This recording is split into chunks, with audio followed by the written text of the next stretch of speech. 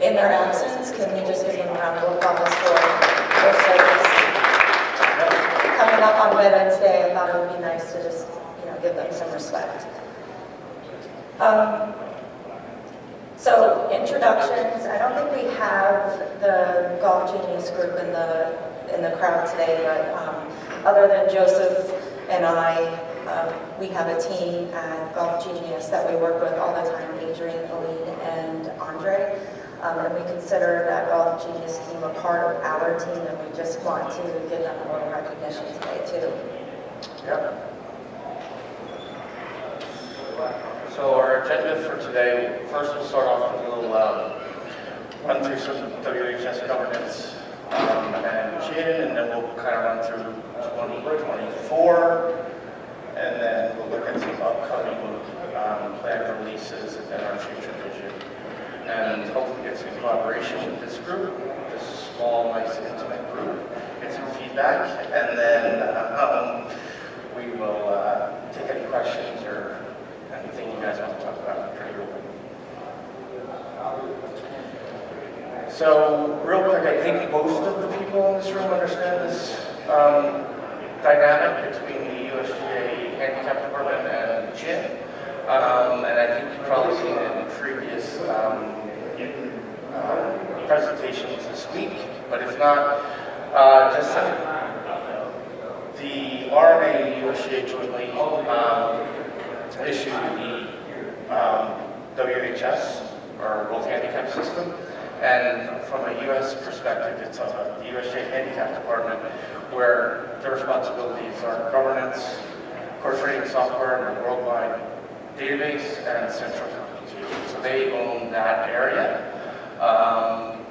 And then from there, there's tech providers, and GIN is just a tech provider that just happens to service many AGAs across the U.S. So there's other versions of tech, or other categories of tech providers. So there's VASPs who, may deal with associations, clubs, and then there's GPAs, which really are offer direct product access. So again, just to kind of lay out the landscape a little bit as we move forward, so you have an understanding of that. So 2024 year in review. We'll start off, obviously, January 6th. We released the updates for 2024 World Handicap System, which really included 3 major changes. First is the course rating and shorter courses, which really allowed courses of 9-hole courses of 750 yards and 18-hole courses of 1,500 yards to be rated and scores to be posted to. So again, kind of bringing into the fold those courses that were shorter and really would allow for people to engage in the game more, because again, those are courses where beginners usually begin or people just start the game, so that was huge. Also, we kind of looked at rounds that are not completed due to certain reasons. Whatever previously it was 14 holes, I think, had to be completed in order for the round to count for handicap score posting. So we looked at that and said, well, if you give us your whole level scores, you can post 10 through 17. And we essentially use the expected score differential, or the expected score, to determine essentially 18-hole score differential based on the whole level scores that you've provided. And then similarly with 9-hole scores, again, using that expected score, we're able to provide an 18-hole score differential based on the 9 holes that you played, so we no longer needed to wait for a combined score to occur in order to post a score for handicap purposes. So again, the big changes rolled out early January. A couple of minor issues, but I think we've kind of overcome most of that, and the system is running as expected. So successful there, and I'll pass it over to Lisa to run through some of her online joiner review successes. Yeah. So over a year ago, we launched Joiner Renew with the capability for the golfer to choose auto-renew in their registration while they're joining the club, but we didn't have the actual trigger that would do the auto-renew until this year. So when we did that, the emails go out to any golfer that joined online. The reminder email for the golfer that did choose to auto-renew has a billing date in it as well as the other ones, but the charge amount and instructions on how to edit their auto-renew setting within the mobile app. In addition, there's a credit card link there, so if they know that their credit card has expired, they can go in and change it. And just a reminder, all of the notifications that go out are 30 days, 50 days, and 3 days before the renewal date.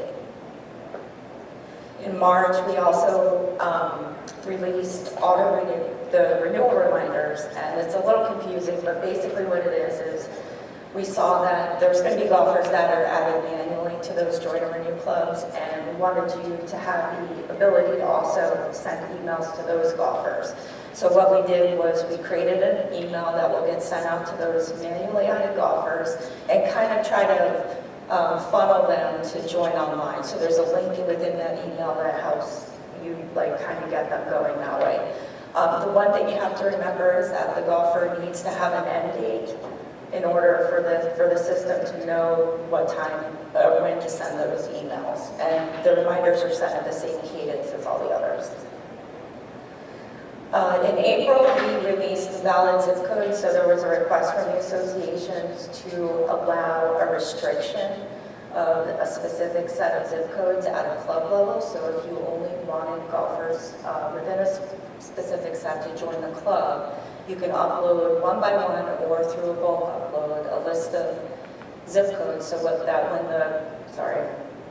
when the golfer goes to register, it'll tell them that they're outside of the range and why. Aged out golfer management. So this is another request from the associations. It was a manual process for you guys to kind of identify the golfers that have aged out and get them transitioned over to a regular membership. So what we did was create a section within the admin portal that allows you to run two jobs. One is to identify the golfers that are already 19, and another one to identify the golfers that will be 19, and you can put in a date range. For the golfers that have already turned 19, you can run a report that will transition them from the J to the default membership type at the club. So it's now in your hands that you can do it whenever you want to. And this is once you press that button to actually run the job, this is the modal you'll get, and these 220 golfers would get updated. I'm going to pass it over to Jim. Yeah, so handicap review, we launched the first version right at the end of July. And again, it was our phase 1 release. So we wanted to take definitely a phased approach to this to ensure that, one, we had the calculations as accurate as possible, and two, to kind of control, because it's a pretty heavy computation on the back end, so we wanted to make sure that we had the bandwidth and whatnot to run these reviews, as we knew that we were going to be progressing to a larger bowl version of handicap review, which we'll talk about in a minute. Again, what is handicap review? Really, it's break it down into 3 pieces. It's an added safeguard. It gives the handicap committee the ability to ensure that the handicap index of the player reflects their demonstrated ability, and it looks, obviously, over the entire handicap review period, which is the last 365 days, compared to what the handicap index uses, right? The last 20 scores. So again, added safeguard, all of the analysis is basically data-driven, so it's taken from the player's golfer scoring record. So it's using the handicap index, the current handicap index at the time the review is run, and then kind of processing all of the scores played in the review period based on the current handicap index to determine various data points. Based on those various data points, it's determined whether or not the golfer should be or is recommended for an adjustment to their handicap index. So again, in this case, to Scalper had 190 scores, 160 scores. Over the past 365 days, all of those scores were reviewed. We identify flag scores as certain, if the differential falls out of a certain range, and then competitive scores and whether or not the golfer plays their handicap index as a percentage of time. So again, there's a lot of data that's kind of pulled in and analyzed. Sorry, get to 161 scores. Anyway, but the third part, which is probably the most important piece, is that yes, we can do a recommendation based on data, but it ultimately comes down to the human element, right? Somebody still has to look at this data, somebody still has to make the decision to apply that adjustment to the golfer's handicap index. So I think it's a good combination of kind of automation and human element. So, because there's obviously pieces that can't be determined by data. So I think it's really that human element piece that is so important. So run through a quick review, handicap review stats. So since we launched, again at the beginning of August, we'll say, we had 16, and this is through the end of October. We had 16,500 reviews manually, which averaged out to about 186 per day. Of those 16,500, we had about 2,500 golfers who were flagged for an adjustment to their handicap index. So 2,500. Of that 2,500, about 223 adjustments were applied. This is again as of 30th of October. 120 downward, 103 upward, and that's about 9% of the total golfers reviewed.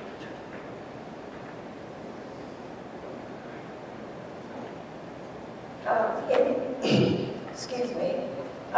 In July, we released offers, which is basically discounts and promotions. So on the registration form, if you have an offer or a discount created, the golfer can enter that code in the registration form and it would get applied to the total, so taken off the total. Or if it was a promotion, you would just get the notification to let them know that it was applied. So within the admin portal, this is the offers section. You can create the discounts and promotions. You can have multiple discounts and promotions going at the same time. So a promotion may be like a sweepstakes or some kind of offer like a hat.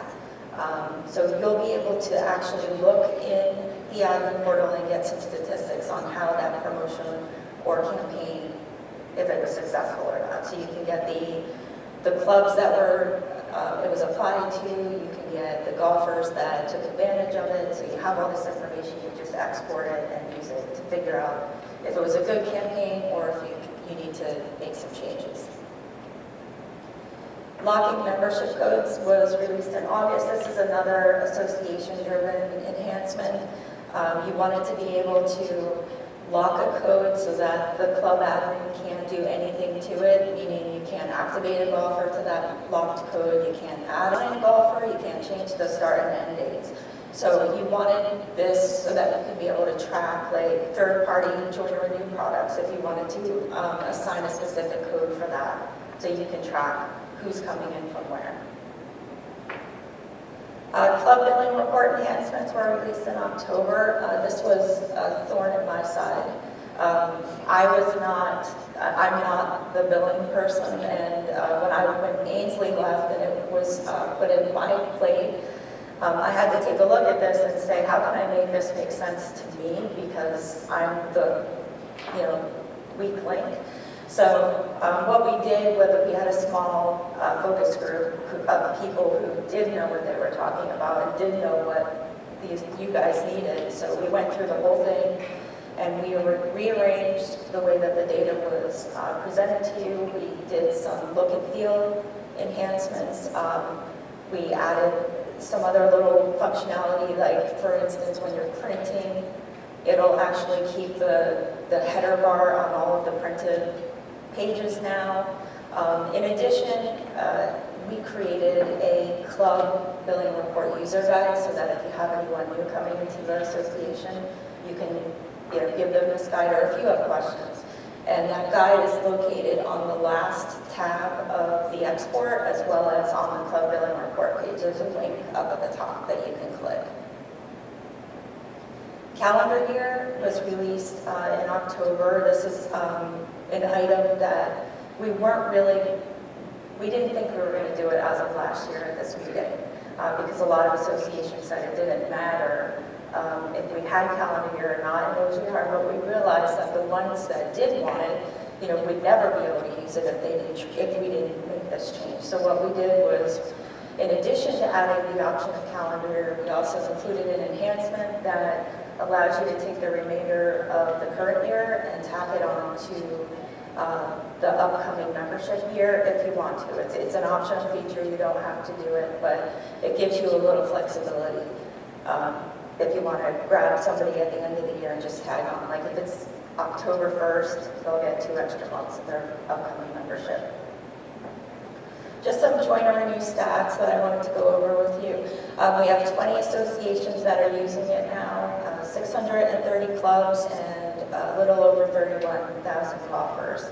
And as a reference, last year we had 7 GiAs and just 5,500 golfers. So we are making some big steps forward, and a lot of people, now that the calendar year is available, are looking to move over. So if you have any questions about joinery, just give me a call or send me an email. Upcoming planned releases, these are the items that we're currently working on. So they're either we know that they're going to be built, we know that they're going to get released. Different phases, some of them are in different phases. So I'll hand this over to Joe for handicap review phase 2. Yeah, so we knew that the handicap review was going to be rolled out in phases, and again, earlier I said that we wanted to get phase 1 out so that we could kind of get some of the kinks out if they existed. And we found a bunch of stuff and we were able to correct it, so that was positive before we kind of unleashed this larger kind of whole piece, which is really the focus of handicap review phase 2. So really the objective here, kind of straightforward. It's to be able to run the handicap review across the entire club's roster and process all the golfers. So that would be a club admin or the association running it across your APA club. A couple of things that we've changed, or not necessarily changed, but needed to adapt for phase 2 and running it across the entire club. So eligibility to enforce the eligibility of certain aspects of a golfer's membership to who could be recommended for an adjustment or not. So it was decided that a golfer had to have a fully developed scoring record. So we're not going to have any golfer will be considered ineligible for a recommended adjustment if they don't have a 20 scores in their current scoring record. Additionally, if the golfer is a member of multiple clubs, we're going to utilize the home club attribute to determine whether or not the golfer can be recommended for adjustment. So if it's their home club that's running the review, they'll be eligible. If it's a club that is not their home club, they will not be eligible for a recommended adjustment at that time. So a couple of just changes there. The manual capability will still exist, so a club in which a golfer is not, where it's not their home club, they can still go in and manually run a review and see the data that is kind of provided. Advanced data updates, so we're going to be a big, I think, some of the feedback we've heard from associations, the biggest piece of feedback we heard from associations was around providing all the detailed data for every golfer on which we're processing for handicap review. So that details modal where we show the graphs and the all of the data points. That'll be available for everybody who's processed for handicap, regardless or not if they're recommended for an adjustment. So that'll be available for everybody. And then we're adding 2 additional data points. The competition factor, which considers your competitive rounds versus your general play rounds. And then kind of looking at the actual versus expected as far as how you're playing. Looking at, and then as with less than net score differential. So where you fall, how many rounds, how many percentage of your rounds fall, within 3 net score differentials to 0, 1, 0, and -1. So we're still working through some of those areas, but that would be part of it. We're also introducing an expiration date. So if your golfers,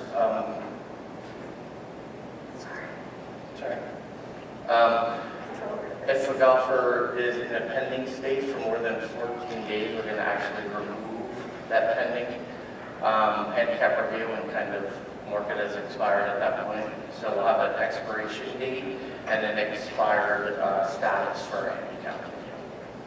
And then we'll obviously be doing some reporting that'll allow associations to kind of oversee club usage, and then from a club level to be able to see what their handicap reviews produced over certain, over all of their handicap reviews.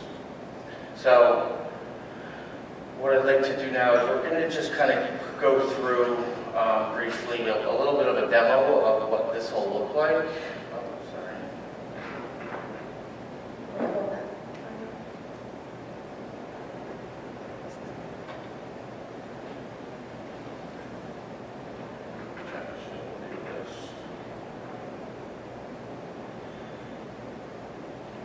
So here, this is just a click through.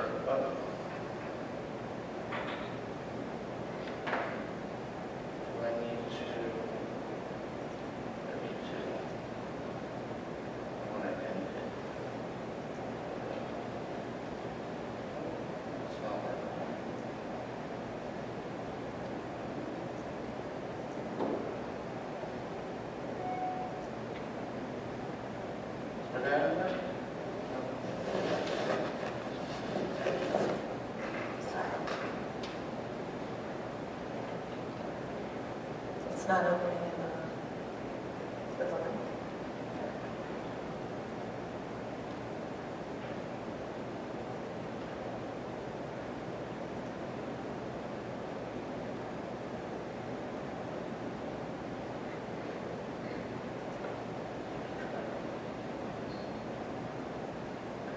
Yesterday was just able to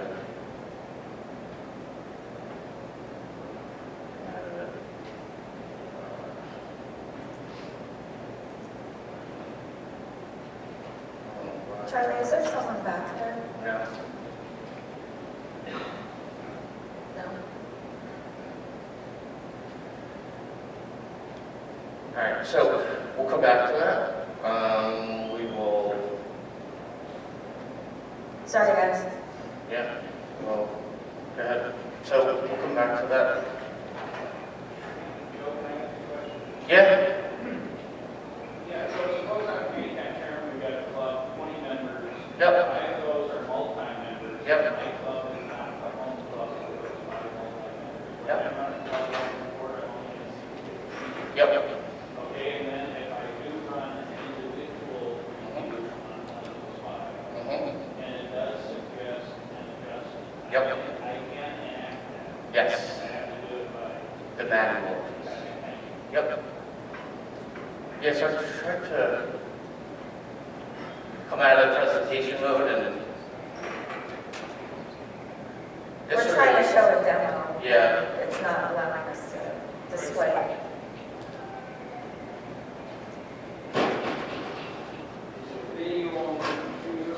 Nope. It's just moving to a browser. It's just coming out of presentation mode and going to a browser.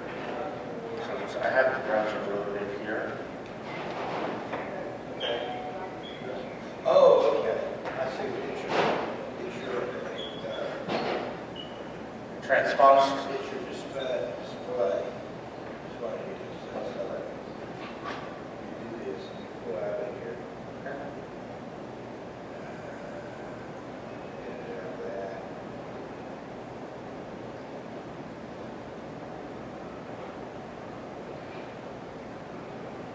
Come on. Turn.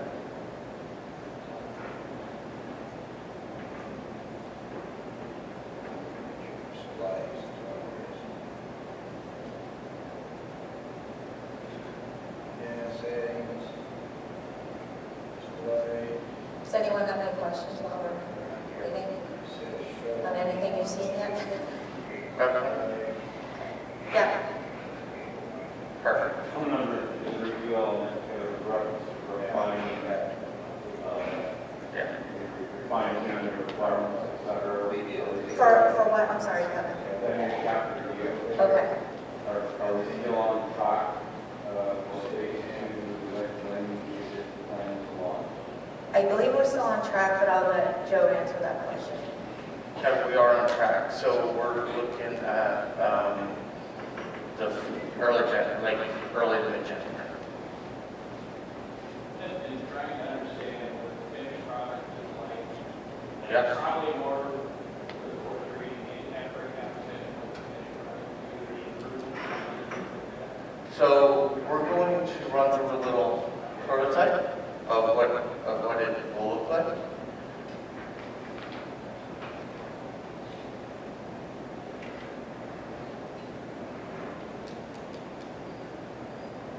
Yeah. I think we just need to. There it is. Okay, great. Thank you. Yeah, thank you.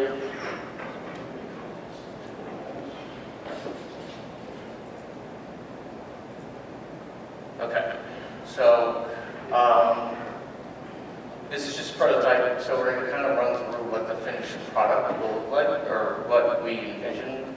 Obviously, this is a prototype, so it may change slightly based on development efforts and whatnot. But again, as you can see, I'm kind of logged in as an association at this point. I'm looking at my USGA Golf Club. Similarly, a club would have the same view, and you'll notice that there's an additional tab on the golfer page, or sorry, the club page, where it says handicap review. So I'm going to click on handicap review.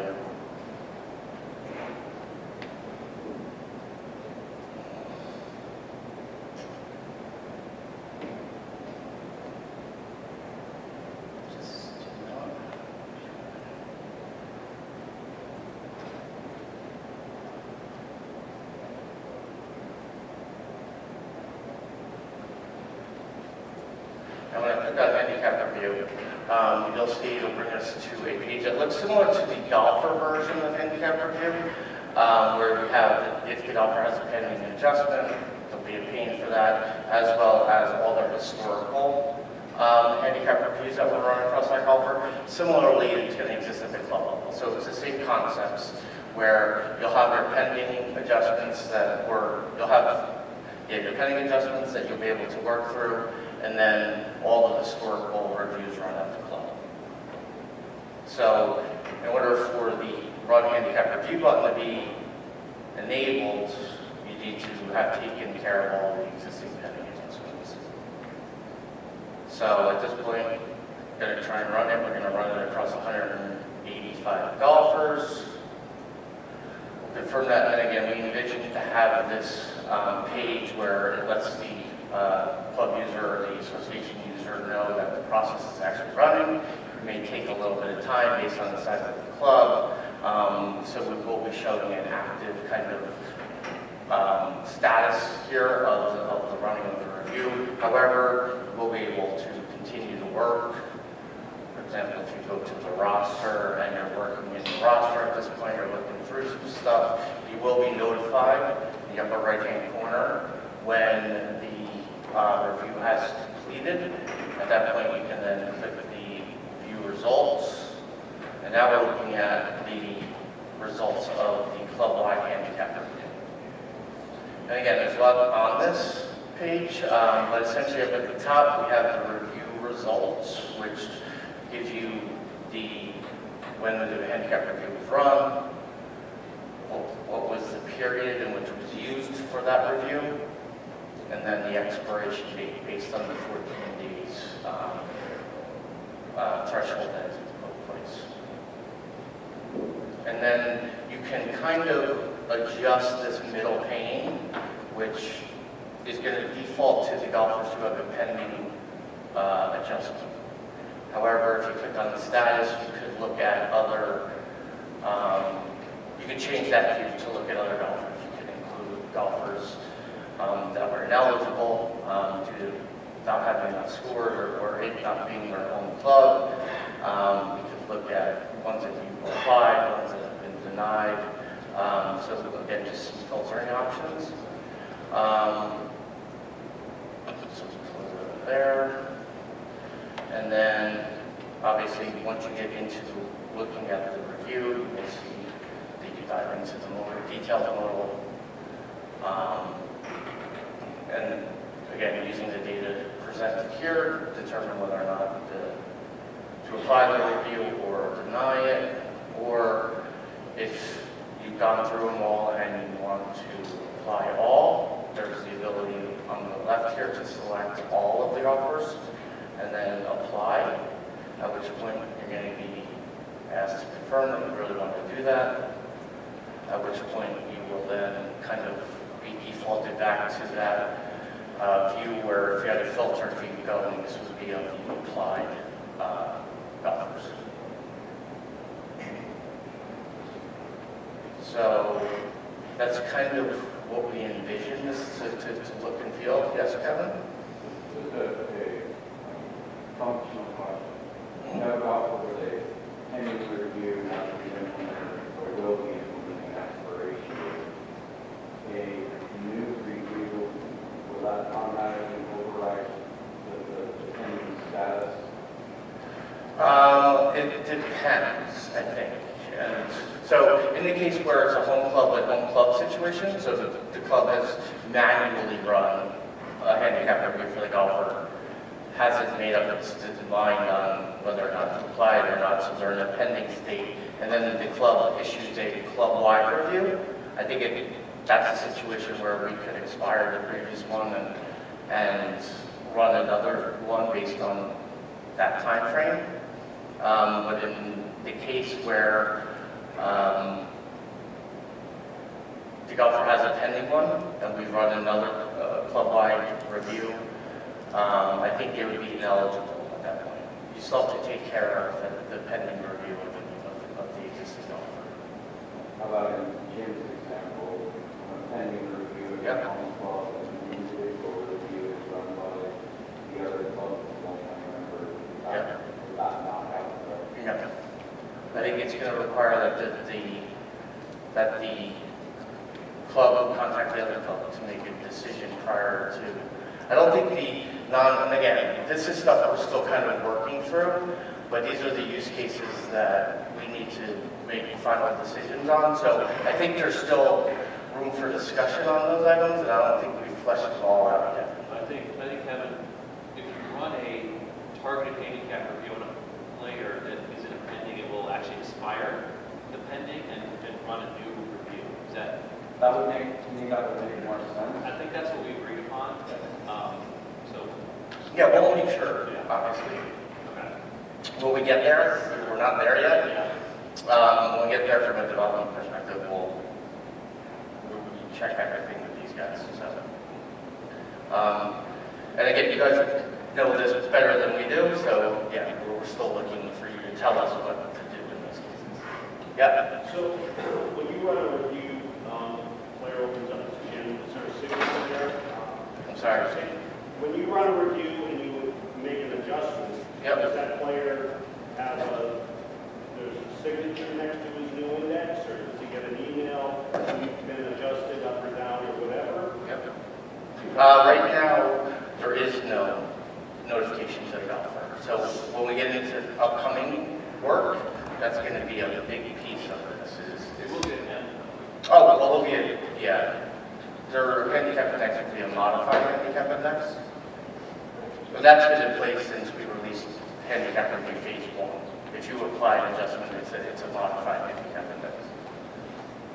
Basically, the responsibility to notify the play. Yep. The product. Yeah, that's So you a, can't apply it until you told them, because they have the right to appeal.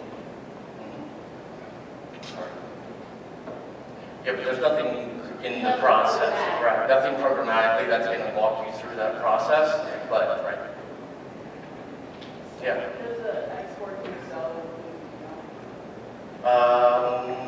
I would believe so, yeah, it would be the health risk profile information, yeah. Yeah, like the roster with this additional data included. That's a good one.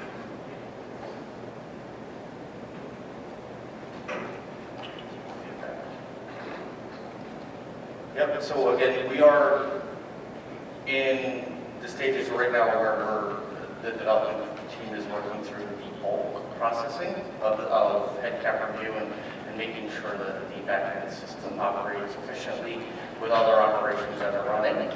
And then we'll start diving more into the UI experience and the use cases of what happens in X, Y, Z. So, but we'll get there, and I'm confident that we will bring this to market in early Q1.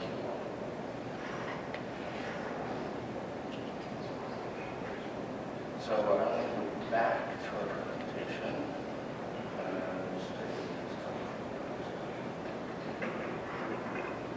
Okay. Okay, so we're going back to another OJR item. So we're currently in development review right now. The requirements are written for proration. The developers are taking a look at it now. So basically, what proration is if you start with a membership fee of, say, $50, you can say that in June, I want to cut that membership fee to $25 so that the golfer isn't paying for a full membership for only a portion of the time that they have it. You can, in addition, you can add more prorated rates. So you can, in essence, create 12 if you wanted to and have a monthly rate or a daily rate. But the one thing I wanted to point out is that the membership fee through OJR is made up of two components. It's the association rate as well as the club fee. So you can individually change those. So if you only wanted to give a discount or a prorated rate for your portion of that, you can do that. If the club wants to, or you could do both. And again, that's going to be, we're looking at a release in Q1 for that. Club authorization dashboard. So the handicapping department is looking for a way to bring all of the management of handicap club authorization into one place so that not only they can manage it better, but the associations and clubs will be able to see their status. So they're looking for 10 active members, education requirement completed, annual assessment complete, and there's a fourth component called club-wide annual handicap review complete. So we're looking to integrate this into the admin portal so that you guys have access to it and you can see what the club stats are. The admin dashboard, this is currently, so we're developing the requirements right now, and we're looking for focus group members. We do have quite a few, but basically what it is us asking you what kind of data you want to see in a dashboard view, like what's important to you, what KPIs would be helpful on a daily basis for you to see. If you want to go here and grab and see how many people are using the mobile app, or how many people are using OJR, or how many golfers you have that are, if you wanted to target a specific set of golfers, to send an email, like you want to see what it is. So if you have any ideas about what you would want to put into a dashboard view, let me know. If you want to be in on the steering committee, focus group to help us drive this, also send me an email. And we're calling it GiN sites, so it's GiN sites in the mobile app is for the golfer, but within the admin portal, there would be a view for you, for us, and also for the club, so that they can have some information. So do they meet standards for everyone, or is it like all we're not sure exactly what it's gonna look like. We're just trying to gather some information. We're probably gonna do it in stages because, you know, let's maybe work with golfer statistics and then club statistics or scores and things like that. But, you know, even if there's a report that you run all the time and you just wanna see a link to it or something, you know, anything simple like that that makes your life easier. Just putting it all in one place. I think ultimately the vision would be to kind of have it at a user level. So like when you log in, you see what's important to you versus your coworker or somebody else. So yeah. We can set it up with like widgets or, you know, I want to see this information. We're not exactly sure how that looks, but depending on the feedback we get, we'll go from there. But we think it's a good value add. Club invoicing and online payments. This is also currently in requirements gathering. So we've gotten a few requests to be able to have the club, so you run your club billing report, maybe push a button and have it sent via email to a club. And then within an interface in the admin portal, have the ability for you to look up previous invoices, see what invoice currently needs to be reviewed, and then the ability to pay for it within the admin portal. So we also have a small focus group working on this, so if you have any input or you want to be involved, it's still in the beginning processes, but this is something we're looking forward to kind of making the admin portal a little bit more powerful than it is already.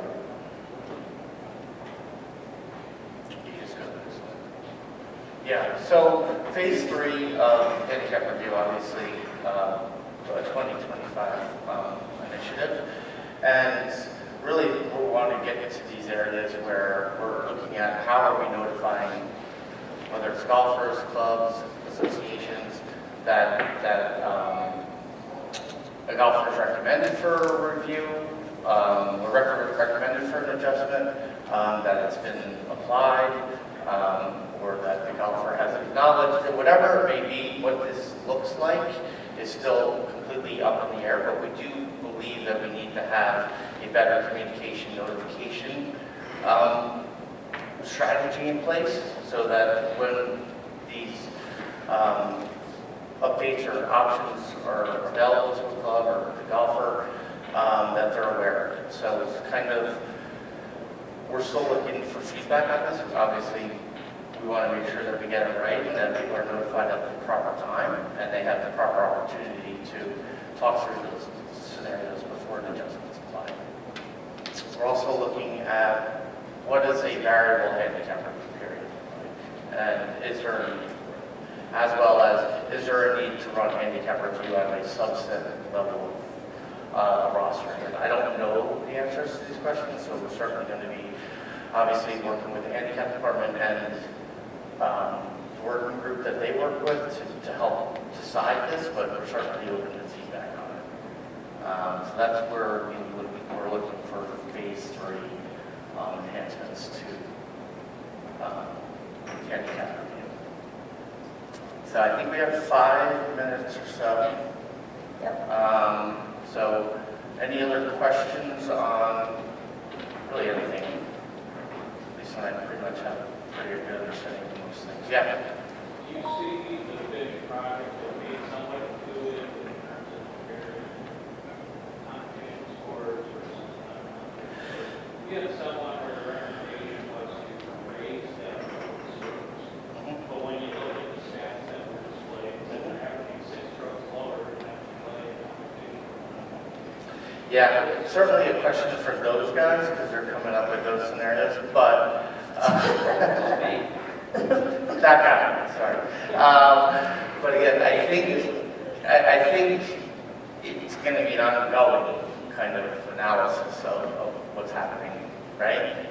Yeah, we're working through it. We have, obviously we have a working group that talks through like what's going to happen when we identify a player who has those competition scores that are better than their recreational scores, and what kind of recommendation or what information would the committee then use to make an adjustment. So Yeah, so we can discuss. yeah, I mean it's definitely an exciting project, no doubt, and it's going to be, I think it's fun to see how it kind of plays out, and if we need to make adjustments, we make adjustments. Anybody got anything else? No, thank you guys. Thank you.